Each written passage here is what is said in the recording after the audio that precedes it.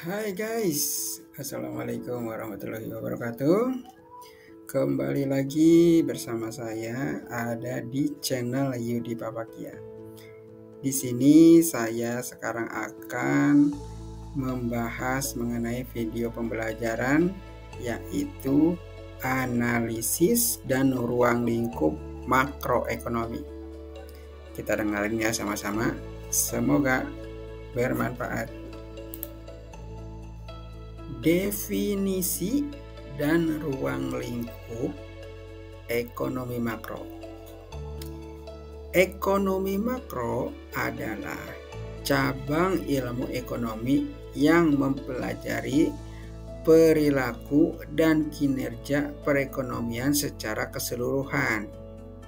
Ini termasuk analisis terhadap keadaan atau penyebab kekayaan negara yang memerlukan penelitian menyeluruh.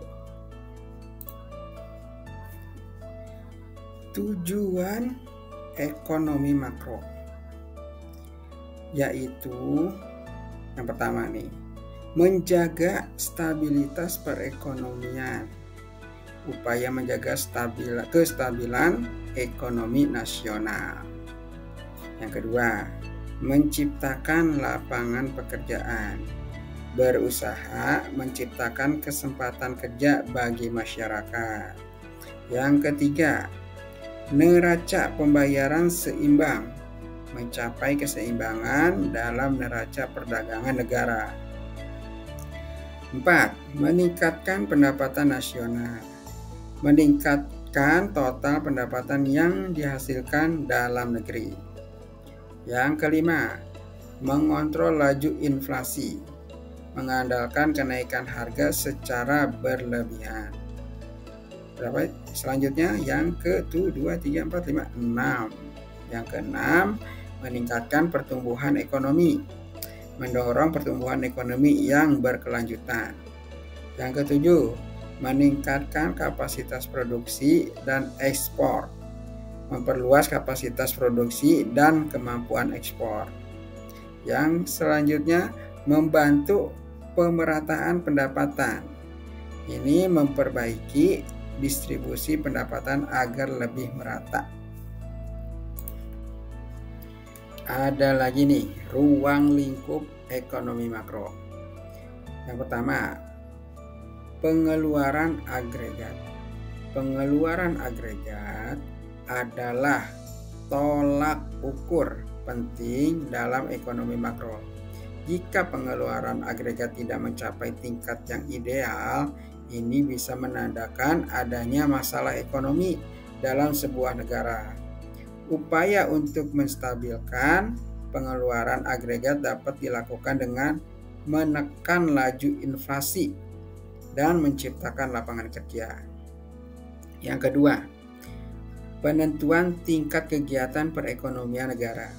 Dalam konteks ini, ekonomi makro membahas seberapa jauh perekonomian suatu negara dapat menghasilkan produk dan jasa.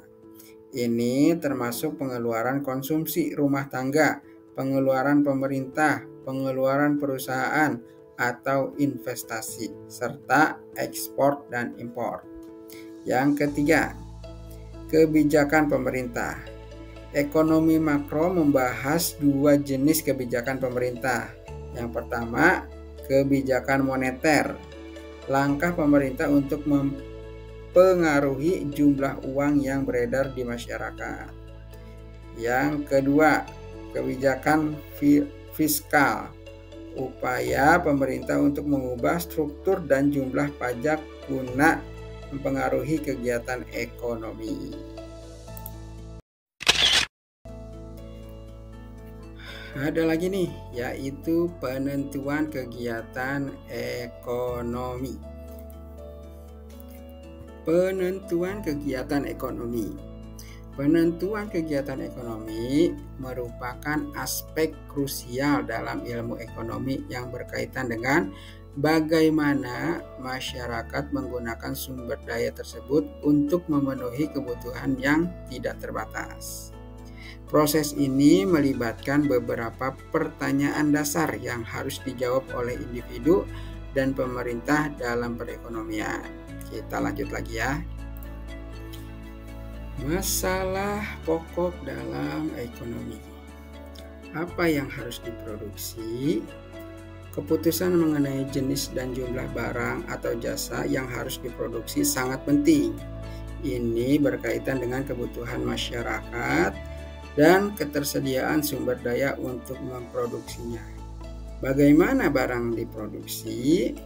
Setelah menentukan barang yang akan diproduksi, langkah selanjutnya adalah memilih metode produksi yang efisien, termasuk pemilihan teknologi dan tenaga kerja yang tepat. Untuk siapa barang diproduksi? Penentuan siapa yang akan menerima barang atau jasa yang diproduksi juga penting, karena ini berkaitan dengan distribusi pendapatan dan akses pendapatan terhadap barang. Ini ada faktor-faktor penentu kegiatan ekonomi. Yang pertama, sumber daya alam. Ketersediaan dan jenis sumber daya alam mempengaruhi kapasitas produksi suatu negara. Yang kedua, ada tenaga kerja. Jumlah dan kualitas tenaga kerja yang tersedia sangat berpengaruh terhadap produktivitas. Ketiga, modal. Investasi dalam barang modal meningkatkan kemampuan perekonomian untuk memproduksi barang dan jasa. 4. Teknologi. Tingkat teknologi yang digunakan juga menentukan efisiensi proses produksi. Nah, kesimpulannya, penentuan kegiatan ekonomi melibatkan analisis mendalam tentang bagaimana masyarakat dapat memanfaatkan sumber daya tersebut untuk memenuhi kebutuhan mereka. Pemahaman tentang berbagai teori ekonomi, baik klasik maupun Keynesian, membantu dalam merumuskan kebijakan dan efektif untuk mencapai keseimbangan dalam perekonomian. Oke, ini saja materi yang saya sampaikan di kali ini. Nanti akan saya buatkan materi-materi selanjutnya. Ditunggu aja ya. Oke, terima kasih untuk semuanya yang udah nonton video pembelajaran ini. Kurang lebihnya mohon dimaafkan. Kita tunggu aja. Kita akan share lagi video-video yang lebih menarik. Oke, saya tutup. Wassalamualaikum warahmatullahi wabarakatuh.